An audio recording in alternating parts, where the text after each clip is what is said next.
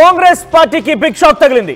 కాంగ్రెస్ పార్టీలో ఏమో జరుగుతుంది, ఏమో చేద్దాము, అధికార పార్టీలో ఉంటే లాభాలు జరుగుతాయి కదా, అధికార పార్టీలో ఉంటే కొన్ని వెసలుబాట్లు ఉంటాయి కదా అని వచ్చినటువంటి ఆ నేతలు ఇప్పుడు వరుసగా రాజీనామా పర్వానికి తెరలేకపోతున్నారంటే ఇప్పుడు జరుగుతున్న సినారియో చూస్తే అవుననే సమాధానం కనబడుతోంది. కాగజ్ నగర్ నియోజకవర్గ మాజీ ఎమ్మెల్యే, సిర్పూర్ కాగజ్ నగర్ నియోజకవర్గ మాజీ ఎమ్మెల్యే కోనేరు కోనప్ప గతేడాది మార్చిలో కాంగ్రెస్ పార్టీలో చేరారు. ఆయన అయితే ఇంకా పూర్తిగా ఏడాది కాలం కాలేదు, కానీ అప్పుడే రాజీనామా అంటూ వార్తలు తెర మీదకి వచ్చాయి.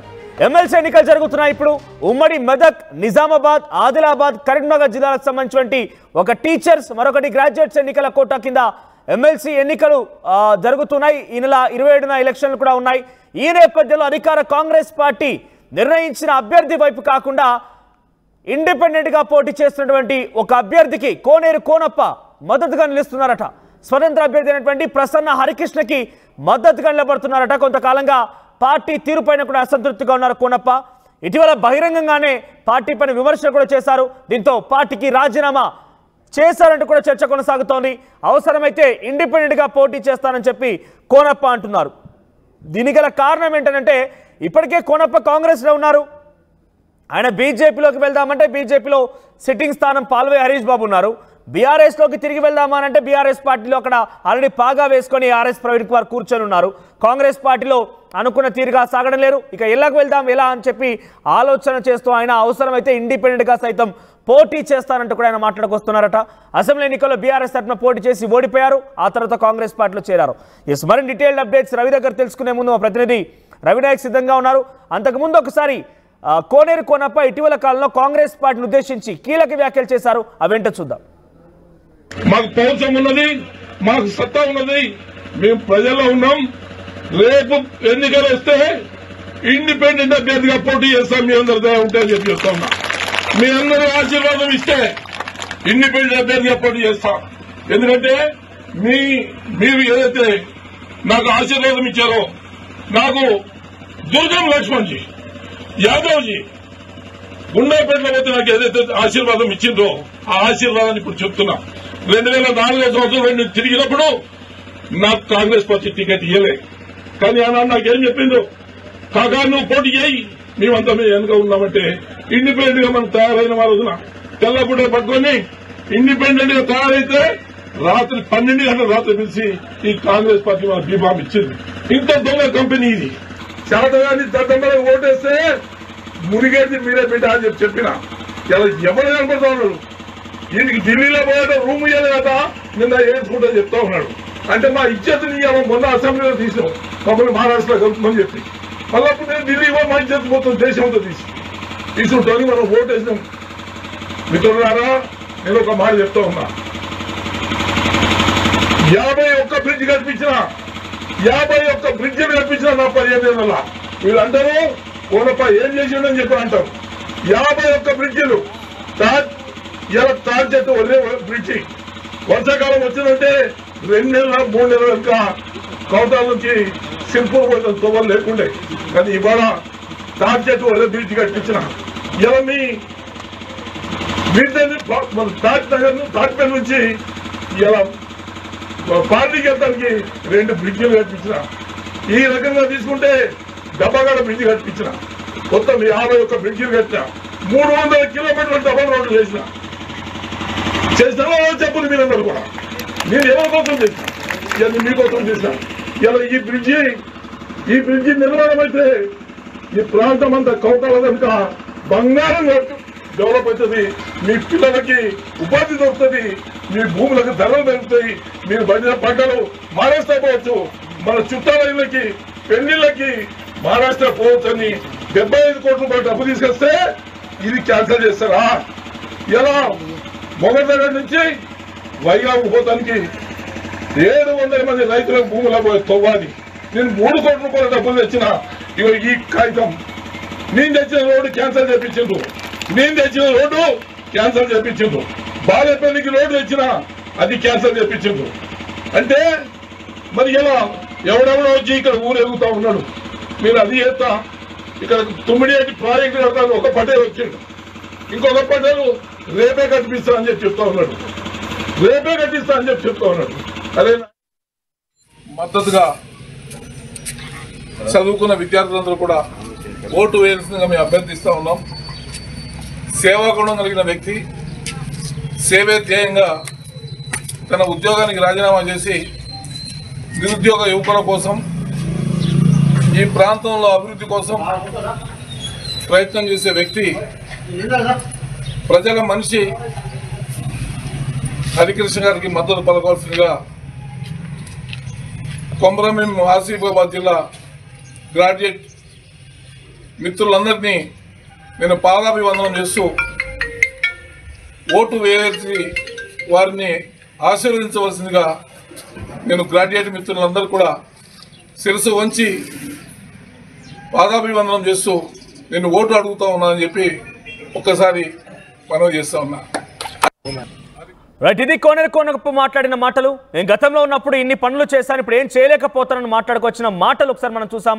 గత వారం రోజుల క్రితం మాట్లాడిన మాటలవి. మళ్ళీ ఇప్పుడు తిరిగి ఎమ్మెల్సీ ఎన్నికలు చాలా హాట్గా కొనసాగుతున్నాయి. గ్రాడ్యుయేట్స్ ఎమ్మెల్సీ ఎన్నికల్లో కాంగ్రెస్ పార్టీ అభ్యర్థిని గెలిపించడం కోసం అక్కడి ఎమ్మెల్యేలందరూ కానివ్వండి, కాంగ్రెస్ పార్టీ నాయకులు కూడా చాలా తీవ్రంగా కృషి చేస్తున్నారు.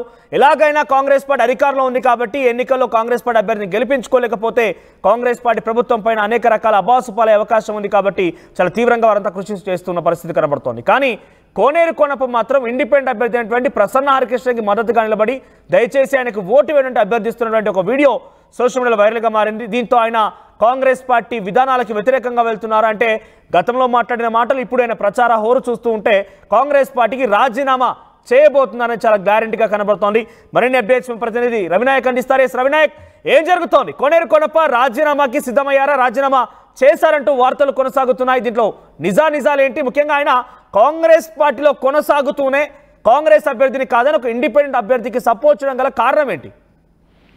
ఎస్ మనోజ్, ఎన్నికల వేళ అంటే ఎమ్మెల్సీ ఎన్నికల వేళ ఒక్కసారిగా సంచలనంగా మారిన పరిస్థితి కొమరంభీం ఆసిఫాబాద్ జిల్లా సిర్పూర్ కాన్స్టిట్యున్సీలో కనబడింది. అంటే కాంగ్రెస్ పార్టీలో ఇటీవల కాలంలో చేరిన మాజీ ఎమ్మెల్యే కోనప్ప ఒక్కసారిగా ఒక సంచలనమైన నిర్ణయం తీసుకున్నాడు. ఆ నిర్ణయం కాస్త ఇండిపెండెంట్ అభ్యర్థి హరికృష్ణకు ఓటేయాలంటూ కొంత ఆ ప్రచారం చేసిన విధానం ఏదైతుందో అది కాస్త ఇప్పుడు చర్చనీయాంశంగా మారింది. ఇదంతా ఓవరాల్ చూసినట్టు కనుకైతే ఈరోజు పెంచకల్పేట మండలంలో కొంతమంది యువకులను కలిసి నేరుగా సేవా దృక్పథం ఉన్న ప్రొఫెసర్ కు ఓటేయాలి అని చెప్పిన పరిస్థితి, కొంత ప్రచారం చేసిన పరిస్థితి కనబడింది. ఇక ప్రచారం చేస్తూ కొన్ని ముఖ్యమైన అంశాలు చెప్పారు. నేను కూడా ఈసారి ఇండిపెండెంట్ గానే పోటీ చేస్తాను, ఇండిపెండెంట్ గానే ప్రజల్లో ఉంటానని చెప్పే ప్రయత్నం జరిగింది. దీంతో పాటు ముఖ్యంగా ప్రజా సమస్యలపై నేను ఎప్పుడు పోరాటం చేస్తానని, ప్రజలకు సంబంధించిన అంశంలో నేను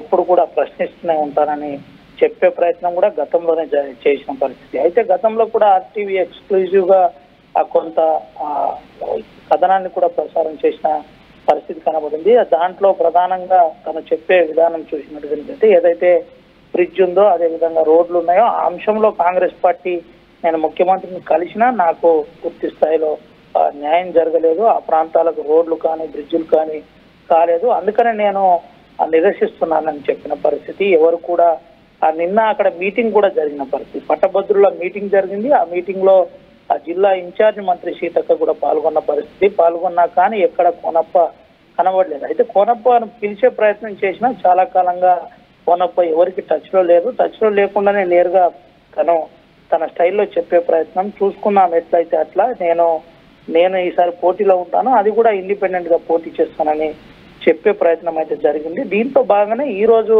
ఆ పెంచకల్పేట మండలంలో యువకులతో కలిసి హరికృష్ణకు ఓటేయాలి, ఓటేస్తే సేవా దృక్పథం కల్లోడు, గతంలో కూడా ఆ విద్యా సంస్థ ప్రొఫెసర్ గా ఉన్నాడు, ముఖ్యంగా విద్యాంశంలో తనకు ప్రత్యేకమైన అవగాహన ఉందని చెప్పే ప్రయత్నం చేస్తూ ఎవరికి భయపడకండి, స్వేచ్ఛగా ఓటేయండి అని చెప్పే ప్రయత్నం అయితే జరిగింది. అయితే ఇప్పటి వరకు అఫీషియల్ గా కోనప్ప ఎక్కడ తను రాజీనామా చేస్తున్నట్టు కానీ లేదంటే తను కాంగ్రెస్ పార్టీలో నుంచి వెళ్ళిపోతున్నట్టు కానీ ఇప్పటిదాకా చెప్పలేదు. ఇంటర్నల్ గా తనకున్న స్నేహితులతో ఒకే మాట చెబుతున్నాడు, నేను చాలా నమ్మానని, ఎంతో జరుగుతుంది, మంచి జరుగుతుందని, ప్రజలకు కాన్స్టిట్యున్సీ అభివృద్ధి బేసిక్గా అధికార పార్టీలకు వచ్చారంటే ఏదో ఒకటి ఆశించే వస్తారు, ఒక పదవా లేదంటే ఒక కాంట్రాక్టా లేదంటే ఇంకేదో రకరకాలుగా ఆశలు పెట్టుకొని ఆ కమిట్మెంట్స్ ప్రకారంగానే వస్తూ ఉంటారు. ఆయన వచ్చినటువంటి తీరు చూస్తుంటే అధికార కాంగ్రెస్ పార్టీలోకి గతంలో బీఆర్ఎస్ పార్టీలో పోటీ చేసి కొంత బీఆర్ఎస్ పార్టీలో సమయం లోపించి ఇప్పుడు మళ్ళీ కాంగ్రెస్లోకి వచ్చిన నేపథ్యంలో ఆయన ఏం ఆశించారు, ఏం జరగలేదు ఆయన మొన్న మాట్లాడిన మాటలు చూసాం, ఏం జరగకుండా పోతోంది, కాంట్రాక్ట్లు ఏం రావట్లేదు, నేను గతంలో బీఆర్ఎస్ పార్టీ అధికారంలో ఇలా చేశాను అలా చేశాను ఇప్పుడు ఏం జరగడం లేదని చెప్పుకొచ్చారు ఆయన. అంటే అధికార కాంగ్రెస్ పార్టీలో ఉంటూనే కాంగ్రెస్ పార్టీ ప్రభుత్వాన్ని విమర్శలు వినిపించారు. తాజాగా అభ్యర్థిని కాంగ్రెస్ నిర్ణయించిన అభ్యర్థిని కాదనకుండా ఇంకొక అభ్యర్థి కోసం ఆయన హామీ ఇచ్చి ఓట్లు వేయాలంటూ కూడా వినతి చేస్తున్న పరిస్థితి. సో ఏం ఆశించారని, ఏం జరగలేదు, ఆయన టికెట్ ఆశించారా లేదంటే గతం నెక్స్ట్సారి టికెట్ పక్కాగా తనకి ఇవ్వాలని ఆయన ఎక్స్పెక్ట్ చేస్తూ కాంగ్రెస్ పార్టీ అధిష్టానం నుంచి కమిట్మెంట్ కోరారా, ఇంకా ఎటువంటి అంశాలపైన ఎక్స్పెక్ట్ చేశారు ఆయన? మనోజ్, ప్రధానంగా కాంగ్రెస్ పార్టీకి కోనేరు కోనప్పకు ఒక రకంగా గ్యాప్ వచ్చిందని చెప్పుకోవచ్చు. ఈ గ్యాప్ లో భాగమే ఇదంతా జరుగుతుందని చెప్పుకోవచ్చు. ముఖ్యంగా కోనప్పకు ఇచ్చిన అష్యూరెన్స్ ప్రకారం ముఖ్యమంత్రిని కలిసిన తర్వాత తను నెక్స్ట్ తనకే పార్టీ ఇన్ఛార్జ్ ఇస్తాం, పార్టీకి సంబంధించిన అంశాలన్నీ చేస్తామని చెప్పింది. ఈ అన్నిటికంటే ముఖ్యంగా ఏదైతే పెండింగ్ పనులు ఉన్నాయో, అభివృద్ధి వర్క్ ఉందో, అభివృద్ధి పనులు ఉన్నాయో అవి వెంటనే పూర్తి చేస్తాం. గుండాయిపేట బ్రిడ్జ్ కాడ నుంచి మొదలుకొని కొంత రోడ్లు కావచ్చు, అదేవిధంగా ఒక హైవే లైన్ ప్రాంతం నుంచి పోతున్న హైవే లైన్ కావచ్చు, ఇలా ప్రధానమైన తన డిమాండ్ ని ముఖ్యమంత్రి ఒప్పుకున్నారు. రేవంత్ రెడ్డి ఒప్పుకొని నేరుగా తను చేస్తానని చెప్పిన పరిస్థితి. ఎప్పుడైతే పార్టీలో జాయిన్ అయిన కొద్ది రోజులకే ఇదంతా ఎంపీ ఎలక్షన్ తర్వాత మళ్ళీ సీన్ మారిపోయి మళ్ళీ ఎమ్మెల్సీ రావడం, ఎమ్మెల్సీ రాగానే ఎమ్మెల్సీని చూసి చేరిన తర్వాత తను ఒక అభద్రతా భావంకి వెళ్ళారని అంటే కొంత చర్చ జరుగుతుంది. అది ఎంతవరకు ముందు వెళ్తుందని చూడాలి. అయితే నాకు చెప్పిన తర్వాత కూడా ఏ విధంగా నాకు కనీసం ఇంటిమేట్ చేయకుండా ఏ విధంగా తీసుకుంటారని కొంత చెప్పే ప్రయత్నం అయితే జరిగింది. ఇలా కొంత ఇదంతా కూడా జరుగుతూ ముందుకు వెళ్ళిన పరిస్థితి కనబడింది. ఇదంతా కూడా ఒక్కసారిగా సంచలనంగా మారిన పరిస్థితి కనబడింది. ఈ అంశంలో తను చాలా హట్ అయ్యానని చెప్పిన పరిస్థితి. ఈ ప్రాంతంలో 8,000 ఓట్లు పడ్డ ఓట్లను నేను 60,000 ఓట్లు వేయించాను, అది కూడా కాంగ్రెస్ పార్టీకి ఆ ఎంపీ ఎలక్షన్ అప్పుడు వేయించాను. అటువంటిది కనీసం ఎవరికి ఎన్నిక జ్ఞానం లేదు. చూద్దాం ఏం జరుగుతుందో చూద్దాం, ఈసారి ఎట్లయినా చూద్దాం, స్థానిక ఎన్నికలు వస్తాయి, ఎవరి గమ్మేంటో కనబడుతుంది అని నేరుగా కోనప్ప ఛాలెంజ్ చేస్తున్నట్టయితే మనకు తెలుస్తుంది. ఏది ఏమైనప్పటికీ కాంగ్రెస్ పార్టీని ఛాలెంజ్ చేస్తున్నారు ఆయన, ఇంకా బీజేపీ ఎమ్మెల్యే ఉన్నారు కాబట్టి బీజేపీనా లేకుంటే బీఆర్ఎస్నా, ఎవరితో ఛాలెంజ్ చేస్తున్నారు ఆయన? మనోజ్, ప్రధానంగా తను ఒకే ఒక విషయం చెప్పే ప్రయత్నం అయితే జరుగుతుంది. అంటే మీరందరూ బచ్చాలు, మీతోటి ఏది కాదురా బాబు, ఒక రకంగా కాన్స్టిట్యున్సీ డెవలప్ చేయాలంటే ఒక విజన్ ఉండాలి, దానికి ప్రభుత్వం సహకరించాలి. ఇప్పుడున్న పరిస్థితుల్లో మీ ఎవ్వరితో ఏం కాదు, మీరు మాటలు చెప్పడం వరకే అనే చెప్పే ప్రయత్నం అయితే తను తన స్నేహితుల దగ్గర చెబుతున్నాడని మనకు తెలిసింది. ఓవరాల్ గా తను ఒకే ఒక విషయం చెప్పే ప్రయత్నం జరుగుతుంది. అంటే ఇటు అల్టిమేటం బీజేపీ ప్రస్తుత ఎమ్మెల్యే పాల్వాయి హరీష్ బాబుకు, అటు ప్రస్తుతం ఎమ్మెల్సీగా ఉన్న దండే విఠల్కు, ఇద్దరికి కూడా మీరు ఈసారి ఏం చేస్తారో నేను చూస్తానని చెప్పే ప్రయత్నం జరుగుతుంది. అయితే కాంగ్రెస్ పార్టీ కూడా తనతో మాట్లాడే ప్రయత్నం చేసింది, కానీ వారు ఎవరికి కూడా కోనేరు కోనపై ఎక్కడ అవకాశం ఇవ్వలేదని తెలుస్తుంది. వారితో మాట్లాడే ప్రయత్నం కూడా జరగలేదని చెబుతుంది. ఒకవేళ కనుక నేను పార్టీలోకి వస్తే మళ్ళీ నేను పార్టీలో కొనసాగాలంటే వెంటనే దండే విఠల్ను పంపించాలనే ఒక ప్రతిపాదన పెట్టినట్టు తెలిసింది. కానీ ఇది ఏం జరుగుతుంది, ఎలా జరుగుతుంది అనేది అయితే వేచి చూడాలి. మొత్తానికైతే ఇప్పటి వరకు మనకున్న సమాచారం ప్రకారం కాంగ్రెస్ పార్టీకి కోనేరు కోనప్ప ఇప్పటిదాకా రాజీనామా అయితే చేయలేదని తెలిసింది మనోజ్. రైట్ రవినాయక్. సో మొత్తం మీద కోనేరు కోనప్ప సిర్పూర్ కాగజ్ నగర్ నియోజకవర్గానికి గతంలో 2 సార్లు ఎమ్మెల్యేగా గెలుపొందారు ఆయన. సో తెలంగాణ వచ్చిన తర్వాత చాలా క్రియాశీలకంగా నియోజకవర్గంలో తిరుగులేని వ్యక్తిగా కూడా ఆయన ముందుకెళ్లిన పరిస్థితి. కానీ తాజాగా 2023 ఎన్నికల్లో బీజేపీ అభ్యర్థి పాల్వాయి హరీష్ బాబు గెలవడంతో ఒక్కసారిగా ఆయన బీఆర్ఎస్ పార్టీకి రాజీనామా చేసి కాంగ్రెస్ పార్టీలో చేరిన పరిస్థితి. ప్రజెంట్ కాంగ్రెస్ పార్టీలో ఉంటూనే కాంగ్రెస్ పార్టీ పైన విమర్శలు గుప్పించిన కాంగ్రెస్ పార్టీ విధి విధానాలకు వ్యతిరేకంగా వెళ్తున్నారంటూ కూడా కొన్ని రోజులుగా మనం చూస్తూనే ఉన్నాం. తాజాగా ఎమ్మెల్సీ ఎన్నికలు హాట్గా కొనసాగుతున్నాయి. ఉమ్మడి మెదక్, నిజామాబాద్, ఆదిలాబాద్, కరీంనగర్ జిల్లాలకు సంబంధించి ఎమ్మెల్సీ ఎన్నికలు కొనసాగుతున్న నేపథ్యంలో ఆయన కాంగ్రెస్ నిర్ణయించిన అభ్యర్థిని కాదని ఇండిపెండెంట్ గా పోటీ చేస్తున్నటువంటి ప్రసన్న హరికృష్ణకి ఓటు వేయాలని అభ్యర్థించడం కూడా ఒకసారిగా హాట్ టాపిక్ గా మారింది. దీంతో ఆయన కాంగ్రెస్ పార్టీకి పక్కాగా వ్యతిరేకంగా వెళ్తున్నారని మరోసారి కన్ఫర్మ్ అయింది. రాజీనామా చేస్తారంటూ కూడా చర్చనీయాంశమైంది. ఏకంగా రాజీనామా చేశారంటూ కూడా ఒక హాట్ టాపిక్ అయితే వైరల్ గా మారింది. కానీ తాజాగా ఇప్పుడు ఆయన ఒక్కసారిగా రాజీనామా చేస్తే మరి ఎటువంటి డిసిషన్ తీసుకుంటారో చూడాలి. ఒకసారి మళ్ళీ మనం చూద్దాం. ప్రసన్న హరికృష్ణకి ఓటు వేయాలని చెప్పి ఆయన అభ్యర్థిస్తూ ఒక వీడియో సోషల్ మీడియా వైరల్గా మారింది. కాంగ్రెస్ పార్టీకి వ్యతిరేకంగా చేస్తున్నారని మరోసారి రుజువైంది.